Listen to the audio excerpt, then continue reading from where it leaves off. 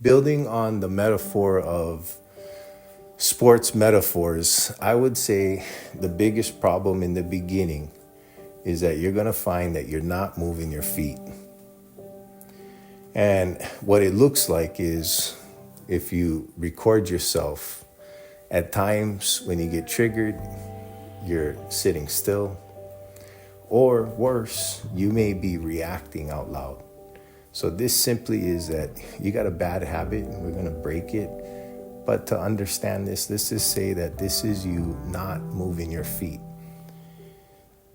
So you might make mistakes and move it in a wrong direction. But the first thing is, do not react. You're not going to move your feet no matter what. And the only time you're going to move your feet is because that's what's needed in the outside world.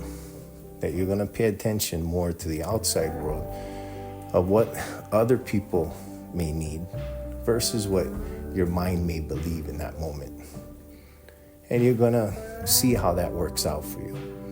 Because a lot of the things that we're focused on is the reason why we're not moving our feet, that we're not responding. We're stuck reacting, worrying about how big the opponent is, worrying about if we can or if we can't, worrying about our mistakes.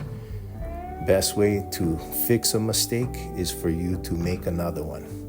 So let's focus on trying to not move your feet since you're not moving them. Don't move them right now.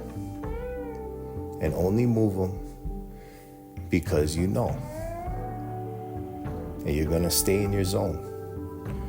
And what other people are going to see, if you're working on fear wants truth, is going to be a poker face. That you're going to not show anybody your emotions until you understand. And if you do this, you don't react, in time you'll be able to respond. And then you'll be moving your feet. So to get you to move your feet, the first thing is don't react, ironically.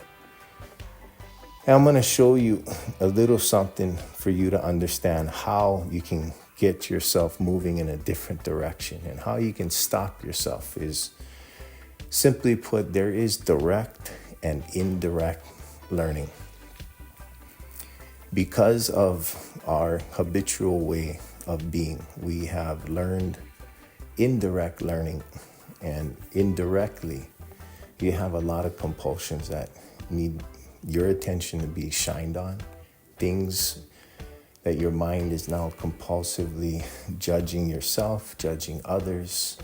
It's difficult for us to not judge or not have expectations, not have fears or wants, especially when you start looking at your mind.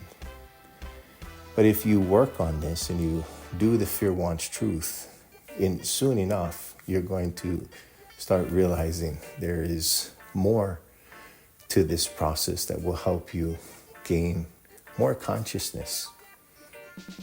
And if you stick to this, you're going to have direct experience. Right now, the only thing you can gain from me and Butterfly or from anybody is indirect knowledge of what you're going to learn. When you learn it, you're going to have a direct experience. And this is to say right now, I'm talking about Hawaii. And if you've never been there, and if you've been to Hawaii, then I'm going to say that there's a beautiful waterfall in Maui. And the name is Twin Falls. I can explain to you the beautiful Twin Falls and how it spills. And I might show you pictures of it. And this would get in your head. Now you would have indirect experience of this waterfall. Whether you believed it's there or not, this is our thought process. But if you wanted to know this waterfall, or if you wanted to know Hawaii, you wanted to know certain things, you'd have to go to the location. You'd have to see it and experience it with your own eyes, with your own ears, to understand the direct knowing, the direct knowledge of what I'm speaking of Twin Falls. And if you don't have that direct knowing, that direct knowledge, you'll know in time that you could never know this. But this ability for you to discern if you know something direct or indirect may be a little bit foggy. Working on this and knowing what is direct knowledge and you applying yourself by studying, that is direct knowledge that you're spending time, even though you might not understand it.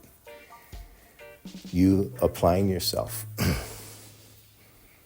This process will start illuminating the more knowledge that you have inside you, that you have direct experiences, direct knowing, which means the times that you have listened to your books, times that you have not reacted, the times that you tried to not react, and in time, the times that you're starting to move your feet and you're responding. And when you can move your feet and you can anticipate the play, you can see the field. Now, I'm telling you, go out there and make a lot of mistakes, because I'm a good coach here and I want to win. And I don't want you playing safe. I got you on the team for a reason. I want you to go out there and make plays and go have fun. So once you get out of your fear, you may realize that all I'm trying to do is I'm trying to put a gladiator on the field. Let's go. So get past what you're going through right now. Settle down. Work on security. Securing yourself. Secure your zone. Don't move unless you know. And in time, how you're going to respond is how you want everyone to experience you. Everyone.